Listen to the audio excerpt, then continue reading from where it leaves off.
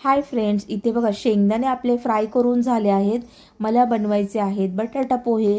तर मी छान असा बटाटा फ्राय करायला टाकला आहे आणि आता सोबतच आपल्याला कांदा मिरची हे सर्व चिरून मी घेतलं आहे आणि बाजूलाच कढीपत्ता दिसतोय, तो सुद्धा स्वच्छ असा मी धुवून ठेवला आहे।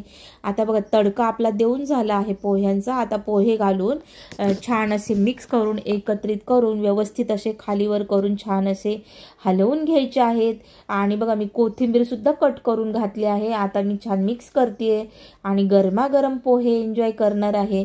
तेवढ्यात मला बाहेरून आवाज आला काहीतरी रॅलीचा। तर बघा इथे अंगणवाडीच्या ताई आहेत, बहुतेक रॅली जात होती दारातून। मी मोबाईल घेऊन येईपर्यंत तर रॅली पुढे गेली होती, तरीही मी थोडंसं शूट घेतलं आहे। इथे बघा छान असं कॉम्बिनेशन हे माझ्या आवडीचं आहे। कढी आणि बाजरीची भाकरी मला प्रचंड आवडते। तुम्ही सुद्धा हे कॉम्बिनेशन एकदा घरी नक्की ट्राय करा। आपला मिनी ब्लॉग आवडलास लाईक शेअर सबस्क्राईब बाय।